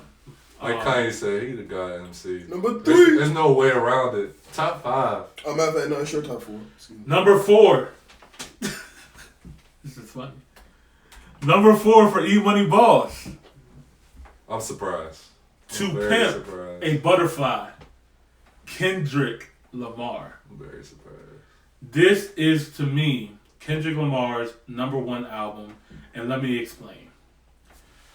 When I first heard this album, I was coming from Pennsylvania with you, nigga, and I was in a situation where I didn't even want to be there anymore. I just wanted to go home, and I drove from Pennsylvania back home, and I heard this album. It leaked, and I remember Top Dog was really upset when this happened. I did not like this album at all when I first heard it. Because this is fresh off of Good Kid, Mad City. This is fresh off of the freestyle that he was doing. This is fresh off of Control. And I'm just like, I'm expecting Kendrick to just fucking murder niggas lyrically on everything that he drops. I'm gonna make you think. And he made you think. He changed it up. He was like, I'm not gonna give you what you think I'm gonna give you. But guess what? Guess I'm what gonna my give you favorite I song want. off that album is? Which one? Institutionalized. Did you listen to the message on that song? Yeah, It's crazy. Every song is a deep message to it. Institutionalized was the last song that really resonated with me. It's crazy because that's one of the songs that you would think that I would like the most. But I actually love King Kunta. I loved All Right, obviously. I love Hood Politics. I love How Much a Dollar Really Costs. when he talked about being in Africa and talking to the homeless person and you know what I mean, having that connection and then realizing that all of us are one. You know what I mean? All of us are. I think the album was more controversial than people realized. Yeah, like, especially the way it opened up. Every nigga is a star. And you gotta think about what he meant when he said that. And when he said, and then you also gotta think too, what was he promoting when it was coming out? He was doing all the Untitled tracks. Right. Not these tracks. The Untitled album. The Untitled and When this album was coming out, Undated or something. When he was doing the late night shows with Jimmy Fallon and David Letterman, he wasn't doing the hits off of this album. Right. He was doing the other songs we never heard of yet. We was like, what is this? This was Untitled 3. What caught my eye was the art cover. The art cover, I was like, wow. All these black people in front of the White House. You know what I mean? Like, this is what he is. I mean, he talks about it, you know, what he's going to do if he had that power.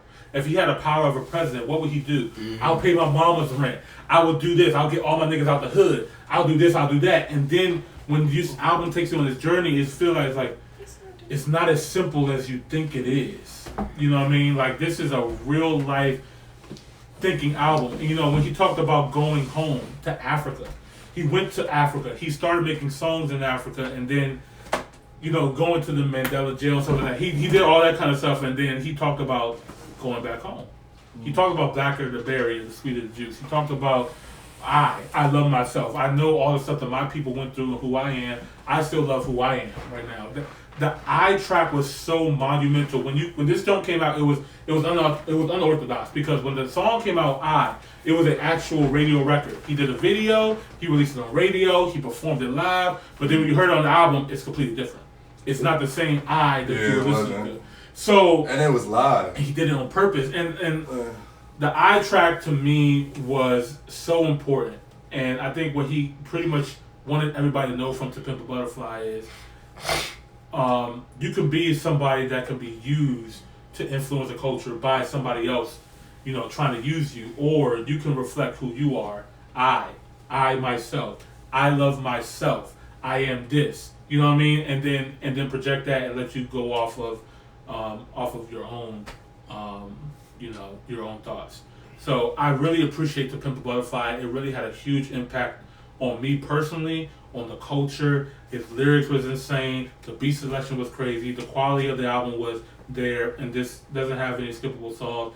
Every song has a purpose. Even to the last track that you have a unused, unreleased Tupac verse. Not Tupac verse, I'm sorry, Tupac interview that Tupac's family granted to Kendrick Lamar. That still give me chills when I hear it. When I first heard, because nobody knew, when Mortal Man came on and you heard Tupac's voice come on, if the back of your spine didn't sink down to your ass, I don't know what happened. Because that shit was crazy. Nobody was expecting a Tupac interview. That was insane. Because everybody obviously compared Kendrick Lamar to being the new Tupac, being from Compton, being from LA, having all that weight on his better than Tupac. I didn't say it. Chad did. I didn't say it. Chad did. All right. You got a lot of balls. I said what I said. I know my time's probably up. So we're going to number 3. Yes, sir. Number 3, and I'm very happy with this one. Take Care, Drake, at number 3. I counted on you, nigga. Huh? I counted on you. I counted on you. Thank you. I had to put it up there.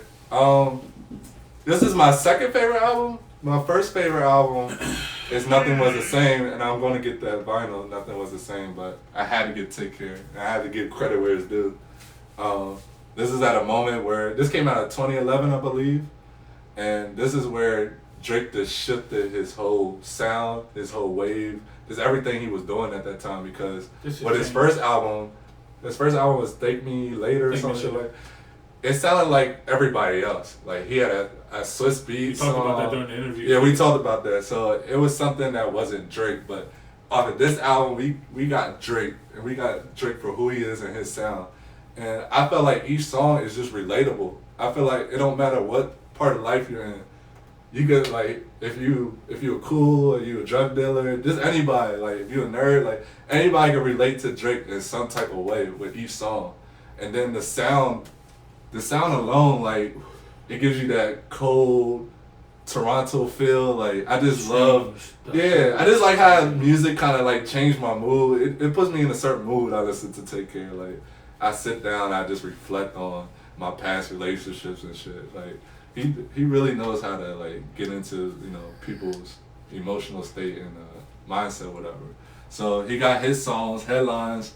Headlines, I believe, was the first song he laid out to the world. I hated that song. That's so crazy. You did? I hated that song when it came out. It was a good song when it came out. I played it, and then Marvel Room was just a phenomenal. Like that was his lead single to this album. Yeah, I remember so crazy. That trending on Twitter for weeks at a time. Like people kept talking about this. If y'all don't know what Marvin's Room is about, he recorded that song in Marvin Gaye's studio. Yeah. Shout out to Marvin Gaye. Shout out to DC. He's from DC. And then the remix did really well too with Tiana Taylor. Tiana Taylor killed it on the remix. I remember that. And then every song is cohesive. It's its own way, its own sound. Now you could credit The Weeknd for helping him making his. Can you credit The Weeknd? No, you should credit Weeknd. I feel like Weeknd really had his hands on this. So, yeah, man, my favorite songs on here is Lord Knows. I feel like that was one of Rick Ross's best verses. That is, but that and that song he got on Kanye's album, Monster. I compare those two. No. Devil in the New Dress. Devil in the New Dress. Them two verses, man. Then Hell Yeah Fucking Right with Lil Wayne. Anthem. That was a moment. Anthem. Bruh, it's a lot of these songs is anthems. This is an album like if you invite your friends, you having a party, you could really just play this whole album. Niggas gonna rock out to it. So, yeah, man, he made his mark with this album. This will never be forgotten. People don't even like Drake like this album, so definitely gave it to number 3. I respect it wholeheartedly. I was counting on Chad to put this in the top 10. I really was. Yeah, I had to. Yeah, this Take Care album obviously is special. From the intro, Over My Dead Body, Shots for Me, Marvin Gaye, Buried Alive with the Kendrick interlude. Kendrick just snapped on that shit. And that was just off of the Club Paradise tour and Drake giving Kendrick his shot to shine on his album. Underground Kings being insane. And just holding this vinyl for the first time, I'm reading the back, and I never knew that Drake intended this album to have 4 sides. Never knew that. I never knew that. And reading this, if you look at side 1, Over My Dead Body, Shots for Me, Headlines, Crew, sounds like one piece in itself. Side 2, Take Care, Marvin's Room, Underground Kings, We'll Be Fine. It's side 2. Side 3 is Make Me Proud, Lord Knows, Cameras, Doing It Wrong. Side 4. Oh my God, Cameras. Yeah, bro. Side 4, The Real Her, Look What You Done. Hell Yeah Fucking Right. Practice. That's on my sex playlist. The Ride. The camera song. I mean, obviously, I don't see myself fucking to that. But this is one of Drake's projects that is considered to be one of his best. This is what people normally say. This is the classic. You know what I mean? This is what people go on to right here. This is 2011, right? Mm-hmm. This is 2011, man, and this album. That joint is like a book now that you laid it out like that. Bro, this is insane. Like the fact this came out in 2011, there was nothing in 2011 sounding like this. Nothing close. And that's why Drake has a good spot. Yeah, definitely. Didn't Watch the Throne come out in 2011 as well? Yeah, or was it 2012? This did better. Yeah. On the level, on the impact. I mean, Watch the Throne was definitely really great. Banging that today. They talked about this more than Watch the Throne. Didn't the Carter 4? When did the Carter 4 come out? Okay, we're not gonna do that.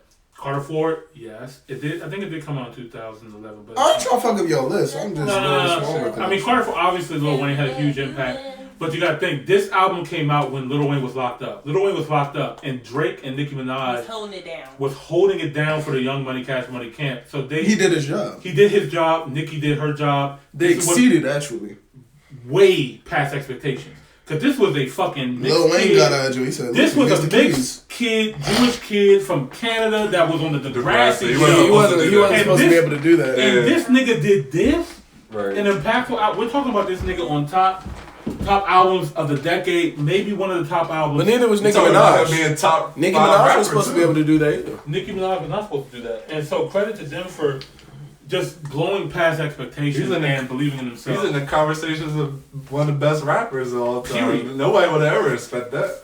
Period. All right, Chadvisionaire, I'm content with that. With your number 3. Thank you, man. I really am. I mean, it's well respected. But my number 3, I have to give it to J. Cole, Cold World.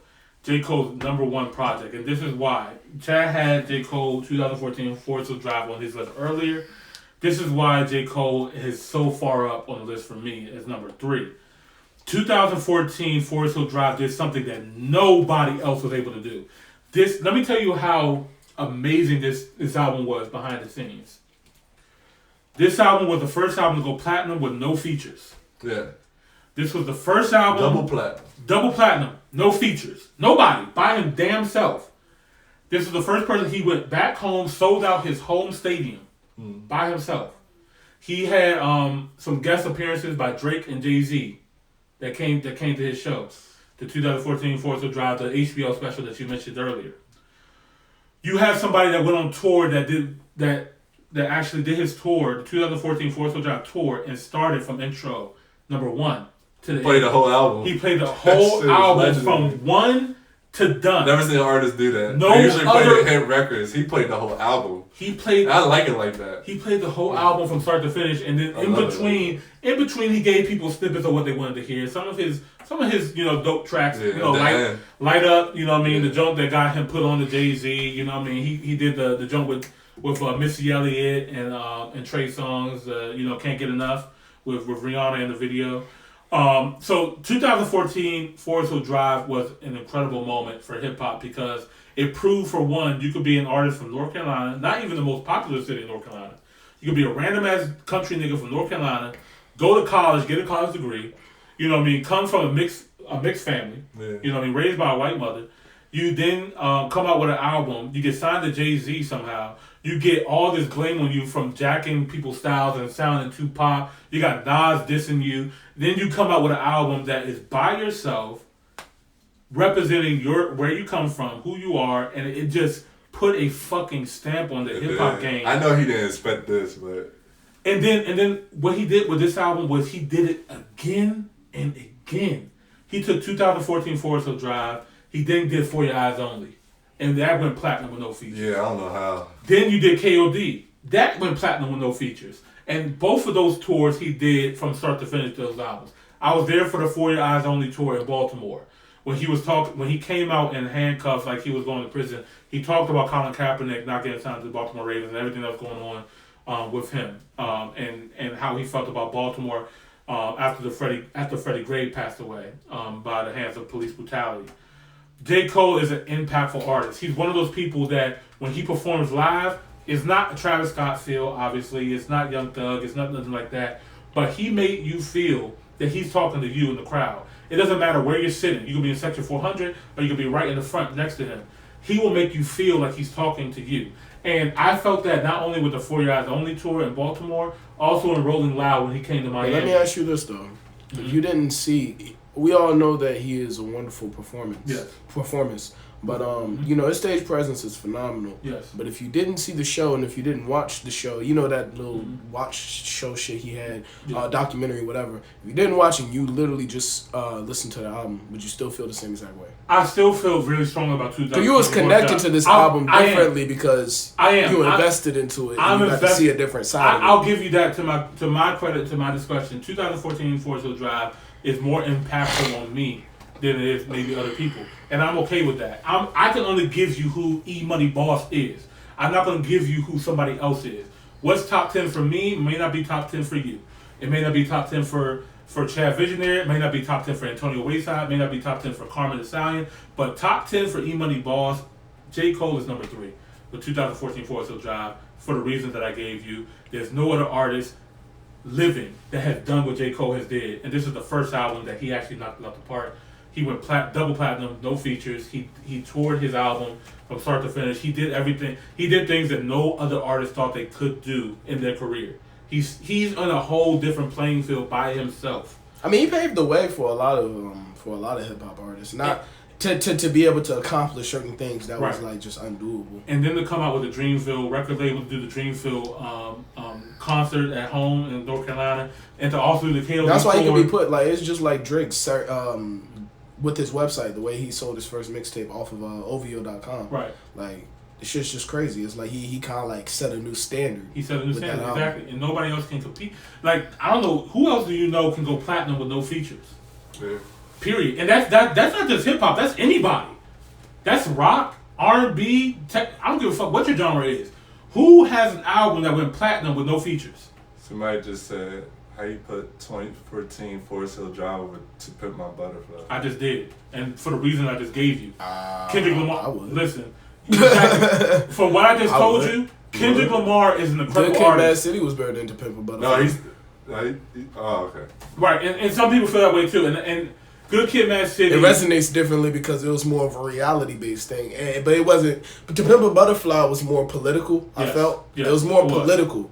But like Good Kid, Mad City was like, nigga, this is the To Pimp a hood. This is Butterfly where I'm was at. a- This is what niggas is. Good Kid, Mad City related to the niggas that are in the street right now. It related to people who are involved in street activity. Hell yeah. You have to have a Involved in higher the hood. level of consciousness to really understand To Pimp a Butterfly, which Right. is why it won't resonate with everybody as deeply. Right. Which is why I feel Good Kid, Mad City is a better album. Right. Just because. And that's respectable. You know what I mean? That's respectable. There's nothing wrong with what he just said right there. Some people gonna feel like Good Kid, Mad City is number one. Some people gonna feel like To Pimp a Butterfly is number one. And really, there's no real number one answer. It's all based on your opinion. It's opinion. It's opinion based. It's fine. It's opinion based. Yeah, it's hard with Kendrick. It's hard with Kendrick, Kanye, Hove, But Drake. I'm giving you 2014 Forest Hill Drive because of one, he went double platinum with no features. He sold out his home stadium by himself. He also he did his tour with doing his whole album from start to finish. Nobody else was able to do that. So period. That's it. Number 3. All right, number 2. You already mentioned it. I'm going with Kendrick Lamar. To Pimp My Butterfly. Wow. I ain't I'm about to that. give you a ride because this album, pretty much this album is going to be it's one of those albums you're going to study. Yeah. Like just like Yeah, Tupac. exactly. They can have a whole Yeah. class on this shit. Yeah. A whole We're class. gonna A have whole a class on this, and he really placed his mark on it. Yeah, it wasn't. I get what you're saying. It really. A lot of people not. That's the gonna thing. relate It's to like it. if you are not at that level of that thinking, high, yeah. like here's the thing. Like when you're just sitting down wanting to, like I'm a kind of person. Like this is the reason why I love Biggie over Tupac. And a lot of people are going to hate me. A lot of people are going to hate me for saying this. But see, here's the thing about Tupac. Tupac was a philosopher. Okay, Biggie was like, this is raw, explicit. I'm gonna paint a picture for you. Right. Biggie paints the picture. Tupac makes you think. And I just feel like if you think about that That's a good perspective point. between two artists, these two albums, Good Kid, Mad City, this is painting the picture, which is why when I turn it on, I don't have to think that hard just because, nigga, I've seen it. I lived it. I know. Like, nigga, like them scenes, them little cut scenes were like, hey, where you from, homie? Where your mama stay? Where your grandmama stay, nigga? Yeah, that's the real life. That shit. But it's like, but with To Pimp a Butterfly, it's more so you have to listen to it a couple more times and really dig into the like words. how you did that comparison. That's really good. You have to think. You have to dig into the message, and not just necessarily what he's throwing at you. You have to actually look at it from a God view. You have to look at it from a very detailed view in certain parts, and it's just a different type of album. Well, I'm gonna tell y'all why I think it should be top 2. Number 1, I feel like this is one of the albums. This is not even top 10 of the decade. This is top 10 in my opinion. Period. Because we could argue about lyrically and the substance and everything that went along with this album, but musically the sound of this album was just different. On the whole. Look at me when I'm talking, like the sound on this. I don't know, y'all. For people who don't play an instrument, who's not really don't really have an ear for music, who's not an engineer or whatever, you're not in the music industry.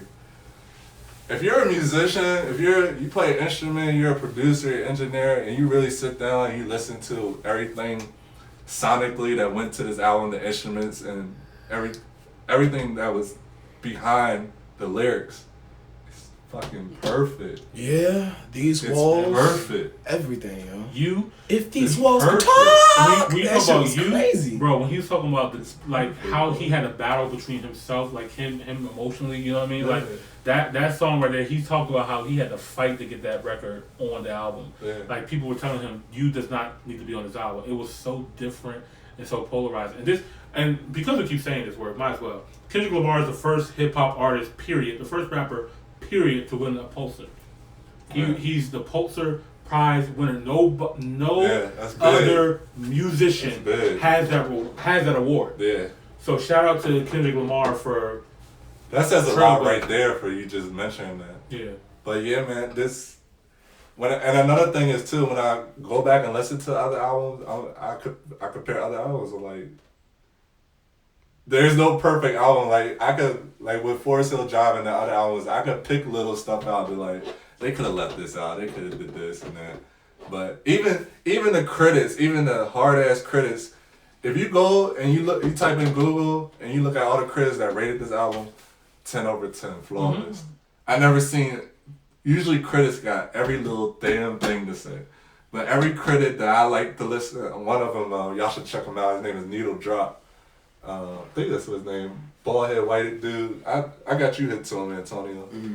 Needle Drop. I think that's his name. Yeah, we watch him. Yeah. But I never seen him give anybody a real 10 over 10. I think he gave this album 10 over 10. I think the amount of time and effort that he put into this album also takes a good part into it. Just because a lot of artists, when they're signed, they have deadlines that they really try to. Yeah. That it's like no matter what, me, the engineer, the mastering engineer, we all just have to send this out by this time. And Kendrick, a lot of times, bro, like he'll like detox from all of that perspective of thinking. He was like, no.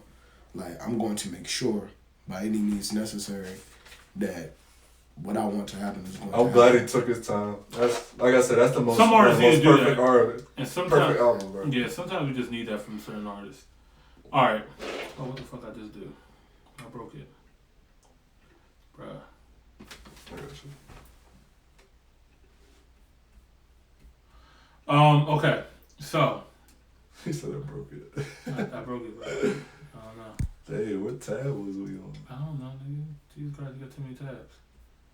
I'm gonna give you my number 2. You gotta type it in again. That's fine. What do you want? Say Drake. Oh, okay. Nothing was. Oh, I'm not mad at that. Damn, I'm actually mad you got that up there like that.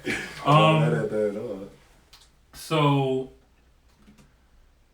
I've been doing a lot of battling for these past couple of weeks. We talked about and Take Care. Yeah. Yeah. I mean, this was so hard, bro. And even if it's reading this, it's too late. So many people have Take Care as being the classic album. Like, this is what Take Care was it. Take Care was that. And I'm so glad that Drake actually came out with the interview with Rap Radar, Elliot Wilson, and B-Dot. And he talked about Nothing Was the Same. From talking to Chadvisionaire, to talking to my little brother, for talking to this other people like that love Nothing Was the Same. Shout out to my favorite album.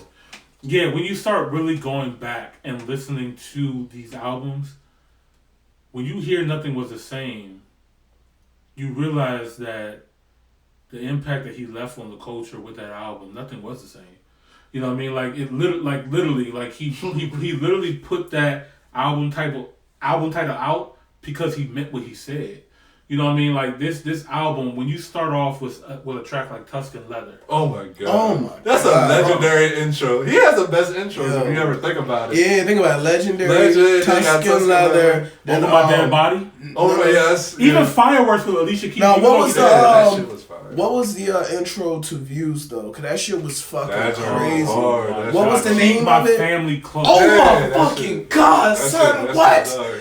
Oh my god, I cried when I heard that shit. Drake is the I cried hearing that shit. Of setting the tone. Drake knows how to set the tones to all of his albums. Every single one of Drake's intros are memorable. Even Scorpion, even with the Survival, like he's like, yo, I'm about to fucking murder niggas on this album. He went savage mode on that. Understand this. It was savage. Side A, I'm murdering niggas. Man. Okay? Side B, I'm fucking your bitch. Fact. And shout out to Drake for doing that. So, okay, Nothing Was the Same. Tuscan Leather.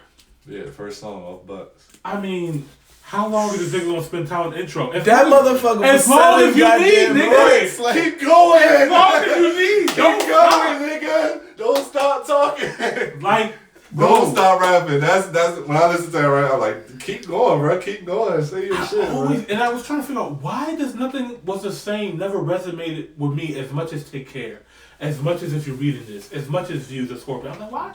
Why was this? And then Elliot Wilson said something that stood out to me, where he talked about Nothing Was the Same, and Drake said himself that Nothing Was the Same was his favorite album that he came out with, and Elliot Wilson agreed with him. And he said, do you feel like it was because of Kendrick's ascension during that time? And then you think about it, damn. Kendrick Lamar did take over this year. And Drake still came out. This is 2013. Yeah. I don't know, because I still listen to Nothing Was the Same more than I listen to Drake. Right now? That year. Right now. I'm talking about that year. I'm talking about that year. I was in high school when that shit came out. Yes. I wasn't you. I was a nigga that was... I was in a relationship, though. I was with my first love at that time. And so it was a different period of my life. I was more focused on the romantic side than I was. So some people resonated with this album generally because they were going through some shit that they related to. Some niggas just felt... But then, like, over the years, it's like, yeah. Over the year, Drake makes timeless music. He makes music that's not designed for his time period. This is a album in a time capsule. This is 2013, and you got songs like Tuscan Leather, Furthest Thing, Started From the Bottom. Let me just talk about Started From the Bottom. I hated that song. I hate it. Songs ever. But think about it. When at the 2013 time, I hated how repetitive it was. I was like, you're not saying anything. What song was it? Started From the Bottom. Started from the bottom. Now when it came out, I didn't really like that song. Started from the bottom. I didn't fuck with it at that time. I loved everything about it. But it became an anthem. I heard that. I heard 5 a.m. in Toronto. I heard the rest of the track list. I heard Language. I heard Worst Behavior. No. I heard From Time. I heard the joint with Janae Aiko. I heard Hold On, We're Just Going Home. When he talked about how good Furthest Thing was. I mean, bro, this whole album was too much. Connect. 305 in My City. He had a joint with Jay-Z with Pound Cake. He had, Pound Cake was the shit. Bro, All Me with Big Sean and 2 Chainz. This Big Sean's best verse on there. Big Sean killed that. Y'all gotta give it to him. Own it. Bro, this album, Big Sean killed that shit. This album, bro, if you go back and listen to this, you have to go back and listen because I did this a disservice. I definitely had to take care over this album. After re-listening to this album in 2019, going into 2020, I had no choice but to select my favorite Drake album right now, and it has to be Nothing Was the Same. When you listen to the track list, when you listen to what he was talking about during this time, this is it. Alright. I ain't mad at that, bro. That's my favorite album. One of my favorite albums. It's crazy. You picked Take Care. I picked Nothing Was the Same. Jesus Christ. All right. It worked out. It's worked out again. Number two of those 2 albums definitely should have been mentioned. Yeah, and they were. Yeah. So I'm happy. I think everybody knows my number 1. I think everybody knows my number 1. I think everybody should just say it for me. All right. So, all right. We're number 1. How much time do we have, by the way? Do we? You good, bro? We're good. All right. Number 1 hip hop album. You probably know it. Of the decade. Just say it for me. Kanye West. Yeah. My Beautiful, Dark, Twisted Fantasy. Yes. 2010. Yes. This man started the decade. Period. He said, here you go. This is the blueprint of what the 2010s are going to be. Pretty much. Period. This album is what you call perfection. Yeah, another perfect album.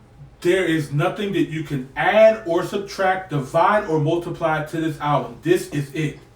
Right. Nigga, this is PIMDAS. This is your blueprint. This is 2010, 11, 12, this 13, your number 1 too? 4. This is number 1 for me too. I already do. Bro, like, this is by a long shot, by the way, too. Like, this was not even a question. When I was doing this list, I knew what my number 1 album was going to be. Yeah. This was number 1 first. Everything else, I have to think about. But it's a complete album. Track list. This so in case you guys don't remember. Dark Fantasy featuring Nicki Minaj. Gorgeous. I love how animated she was on that track, by the way. She fitted that perfectly. And this fit so perfectly to my list because you think about 2010 was the Nicki Minaj takeover. Right. Okay? The Nicki Minaj 2010 Bro, you had the Young Money niggas with Bedrock and them doing that shit. You had Nicki Minaj coming out with her album. You had Nicki Minaj on Monster. You had her on Dark Fantasy. Nicki Minaj took over 2010. That was her year, period. She had songs with Beyonce and Rihanna following that. But anyway, Dark Fantasy featuring Nicki Minaj. Next song you have Gorgeous featuring Kid Cudi, Roxanne. Crazy. Come on, bro. What? That was on a whole different level. Then you got Raekwon, a legend. Legendary. Then you have a song like Power, which is an anthem. You put this shit on, you want to run a mile in the gym. All the Lights interlude, beautiful. Then leading into All the Lights, the song itself. That song was like that song made me scratch my fucking head. No, he wouldn't listen. What? Just go ahead. Okay. All of the Lights. Was such an amazing track with so many influential people. So many people a lot of people don't realize how many people actually were on that song.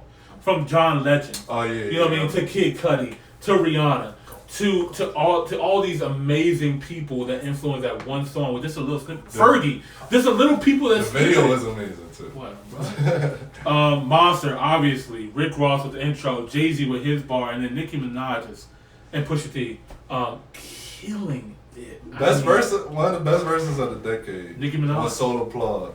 Oh, I was talking about Nicki Minaj with Monster. Oh yeah, that too. Best verse. So Paul was amazing too. I think Jay-Z had the best verse of that album. I mean, of that song. A Solo Plug? So Paul, I feel like Jay-Z had the best verse. To that again, so I mean, that's fine. RZA, another legendary hip-hop legend that closed out that track. You also have Swizz Beatz on there and Pusha T. And also Side High the Prince. The Devil in the New Dress featuring Rick Ross. Runaway. That's Ross' best verse. Yeah, and how Kanye was like, bro, get back in the I'm glad he did that. If he would never did that, we would have had a different verse, man. Runaway featuring Pusha T. That whole video. Yeah, that's phenomenal. Was a like he made a short film out of this whole album. That was another thing. Like, this is a film. This album. Hearing Kanye perform this live as well too with his instruments, man. Oh yeah, the keys and the beat maker. Bro, Hell of a Life, The Blame Game, Lost in This World featuring Bon Iver, and of course, Who Will Survive in America. This album is what you call perfection. You could literally talk about each song for days. And critically acclaimed, like all the critics say it's like one of the best hip hop albums ever. I didn't even care what the critics said. I didn't even care It's either. crazy that everybody has a collective and understands that this is the album of the decade. Majority of hip hop fans know what it is, bro. Like, it is what it is. If you don't listen to hip hop, then you're not gonna know. And the crazy thing is, bro, what surprised me most about me picking this album came out in November of 2010. Yeah. November of 2010. This joint almost didn't make the decade, bro. Like, but this joint started the decade. Mm-hmm. It really did, man. My Beautiful Dark Twisted Fantasy, Kanye West. Number one album of the decade, man. Give it up for Kanye. Obviously, you know, we both picked number one album to be Kanye West, My Beautiful Dark Twisted Fantasy. I'm not actually surprised at that. You know, my list, we go ahead and give a recap of our list. Chad, you want to go ahead and give your recap real quick? Yeah, so shout out to my legendary list. Go ahead. Number 10, I got A$AP Rocky, Long Live A$AP. At number 9, I got Travis Scott, Astroworld. At number 8, I got Nipsey Hussle, Victory Lap. At number 7, I got Ye and Hov for Watch the Throne. Number 6, I got Chance the Rapper, Coloring Book. Number 5, I got J. Cole, Forest Hill Drive. Number 4, I got Kendrick Lamar, Damn. Number 3, I got Drake, Take Care. Number 2, I got Kendrick Lamar again with To Pimp My Butterfly. And number 1, I got Kanye West, My Beautiful Dark Twisted Fantasy. Shout out Chadvisionaire for having Kendrick Lamar so high up on the top 5. Anyway, yeah, and that's not even my favorite artist, and I did that on purpose just to show how great he is. Because I could have easily put Kanye West and Drake on there again. Yeah. But I was like, I need to shine light on these other albums. But I still got to get Kendrick too, so I just wanted to point that out. And don't forget the criteria as well too. The criteria is cultural impact, lyrics and vocals, beat selection, quality, and skippable songs. So, to me, like we said, with skippable songs, you can have 5 amazing records on your album. but your album's 20 songs long. If I'm skipping 15 songs in your album, like those 5 songs get overshadowed. Quality of the album, what can you, a cohesive project, what sounds good together. Beat selection, half of your song. Lyrics and vocals. Can we throw in honorable mention? Cultural impact. We'll talk about that in a minute. Okay. So my recap of the top 10. Number 10, Pink Friday, Nicki Minaj. Number 9, Questions with XXX. Number 8, Born Sinner with J. Cole. Number 7, Good Kid, Mad City, Kendrick Lamar. Number 6, Six God with If You're Reading This It's Too Late, Drizzy Drake. Number 5, Victory Lap, Nipsey Hussle. Number 4, To Pimp a Butterfly, Kendrick Lamar. Number 3, 2014, Forest Hill Drive, J. Cole. Number 2, Nothing Was the Same with Drake. Number 1, My Beautiful Dark Twisted Fantasy. I told you our top 5 was going to be pretty similar. Yeah, I knew it was. You can't deny these people right here. You can't deny this 5. Obviously, if we are picking Drake, Kendrick, and Cole to be the niggas of our time, you know what I mean? Those are the people who are solidified as being the top rappers, period. Obviously, they came with some strong body of work. And our list just reflects that. They came out with the best albums when they dropped them, and that's why they landed on our list.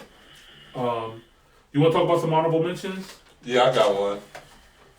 I'm going to just do this for the culture. So, the one I had on rotation. Adidas Jamaican jump. The one I had on rotation. Mm-hmm. Can I throw out 2? Throw out what you want. You can throw it real quick. 3. So, at number 10, I had Nicki Minaj, Pink Friday. I had Rick Ross, Teflon Don. I heard you playing that John Heavy earlier. Yeah, I was really contemplating. I know. And then I had Future, DS2, Dirty Sprite 2. That's a mixtape. That's a mixtape. Hey, is Dirty Sprite 2 a mixtape? Yeah, it's a mixtape. Dirty Sprite 2 is a mixtape. Antonio. Thor. No. Dirty Sprite 2 is a mixtape. Is that a mixtape, bro? What? Dirty Sprite 2? Yeah, but it turned into an album. An album, yeah. So yeah, that was in my rotation. I'm glad you said that. I was gonna say that, but I wanted to throw in. First off, if you're talking about like something that changed the fucking culture, let's first talk about Tyler the Creator. Between Wolf and Goblin and Igor. Yeah, those really changed a lot. Yeah, it did. There's a lot of artists too, and we also got to mention this man as well too, Kid Cudi. Kid Cudi also. Indie Cut. Of course, it's my favorite artist. Yeah, Indie Cut was also it was so special, bro. Indie Cut my top 20. Indie Cut, ASAP Rocky, At Long Last ASAP was to me my favorite ASAP Rocky project. That's probably his best one for real. Yeah. I had Watch the Throne as well too. So, but other than that, my list is pretty solid. I wanted to mention Kid Cudi. I wanted to mention ASAP Rocky, and then the Watch the Throne. Okay, I'm gonna list some other ones that I had on here. I had Pusha T, My Name Is My Name. No. I had, of course, Kid Cudi, Indie Cut. I had Childish Gambino, Internet. Because the Internet, that's another good one. I had Jay-Z, Magna Carta. I had The Game. And his 444 too. I had The Game, Jesus Piece. 444. I had Big Sean, Dark Sky, Paradise. I felt like that was slept on. Yeah, bro. I even had Wale on here. Which Wale album? Ambition.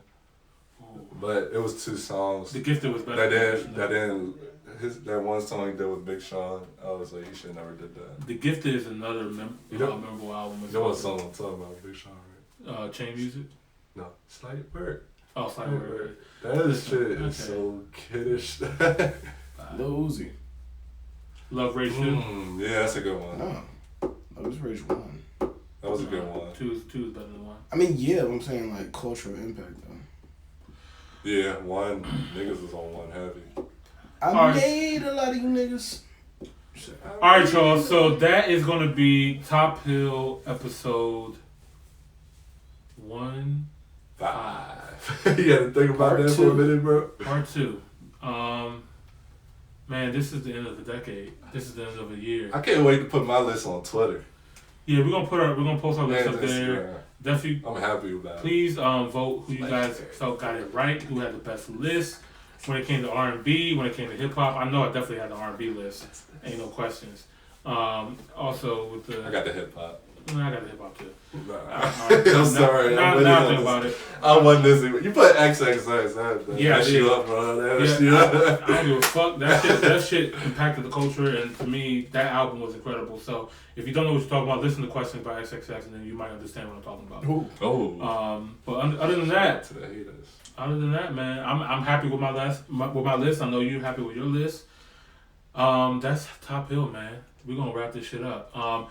Shout out again to Quality Touch Studios, CEO Will Bowser. Shout out to Antonio Wayside, the host of Quality Check Live, and also the head engineer, producer as well over there at Quality Touch Studios. Shout out to Carmen the Stallion for also assisting us with this video. I just want to say one last thing. I want to say Happy New Year's. Yes. We close it out pretty big. Mm-hmm. We got a lot in store for Top Hill. We got a lot in store for our whole team. Like you said, shout out to Antonio Wayside, Carmen the Stallion, and Will Browser. Like we got a lot of stuff that we're about to cook up in 2020. So yeah, I wish everybody the best success. Mm-hmm. And just stay in tune with it. Stay tuned. Oh yeah, because this year we're coming for that ass. We're coming for that ass this year. Like this, no, say it again. We're coming for that ass. You hear me? Like that ass is mine. You know what I mean? So hold on, don't be a problem. First of all, niggas, y'all know what I'm talking about. Anyway, so with what's coming up, this is definitely a close of a decade, a close of a year. This chapter is over. We're about to start a new chapter. I think everybody that I know I'm affiliated with are in a certain space that they know that they are part of something bigger and they're ready for it to happen. And I'm so blessed to be in a space with a Chadvisionaire, Tony Wayside, a Carmen the Stallion, Will Bowser, Miss America, Chef Rhonda, Nails by Her by Jamila, Rico Spazzin to 80 Shots with Diggs, with Grey House 77. I got so many people. We got so many people. Yeah. All right, so let's just give you a quick little preview. Season 2, 2020. We're going to start having guests on our show. We've been talking about this for a while. Our first guests are going to be Quality Check Live. So shout out to Quality Check Live for agreeing to be the first guest on Top Hill Podcast. Every week we're going to feature a business, an entrepreneur, an artist, a producer, somebody who wants to get out their product, their business. So if you guys are interested in being a part of our show or being featured, please hit us up in our DMs, Top Hill Pod, EmoneyBoss, or Chadvisionaire. Anything else you got to add? No, man, that's it. Like I said, I wish y'all nothing but success in 2020. God bless you and all y'all families. Be safe out here. Happy New Year's 2020. We're coming for that ass. Yes, sir. That's dope. I'm out. I'm Chadvisionaire. I'm EmoneyBoss. Peace. This is Top Hill. Peace.